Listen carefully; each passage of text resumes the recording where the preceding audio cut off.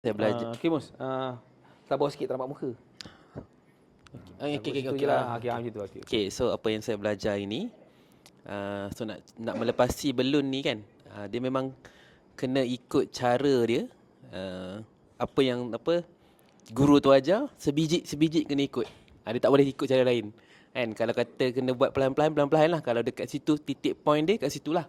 And kalau kata kena pegang besi tu dekat mana, kat situlah untuk melepasi ujung ni. So cuba kaitkan apa ni, you buat apa yang you boleh kaitkan dengan bisnes kita? So kalau buat bisnes takaful pun sama juga kan. Kalau kata every day kena buat 30 phone pick up call, 30 pick up call kena buat. Macam itulah. Sebab apa? Sebab bisnes ni tak ada benda lain, kena copy paste je. Sebab kalau dah itulah cara dia, kena buat itulah cara. Kena buat cara yang macam tu lah. Betul. Okey? Clear Clear. Okey, terima kasih. Siapa? Ni As. As pula. Apa? Teha. Cuba. Apa you belajar?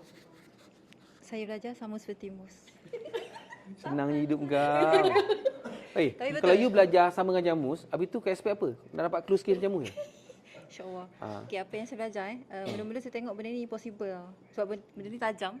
Lepas tu kita punya layer ni nipis. Tapi bila kita belajar skill yang betul, follow the right instruction tu, sebenarnya benda tu boleh buat. Tapi kena follow leader lah.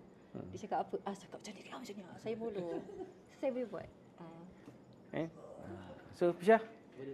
Mula-mula buat macam mana, Pisha? Okay.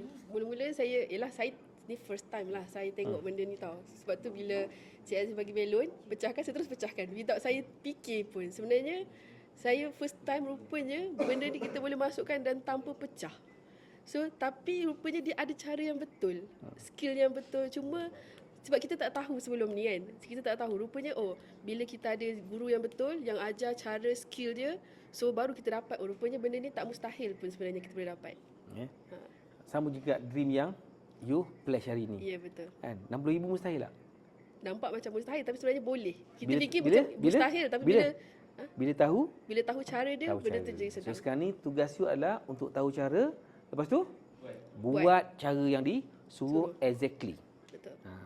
Saya cakap exactly. Kalau katakanlah you kena open 30, pick up call 30, pick up call 30. 15 presentation, 15 presentation. Lebih tak apa, kurang jangan. Okey?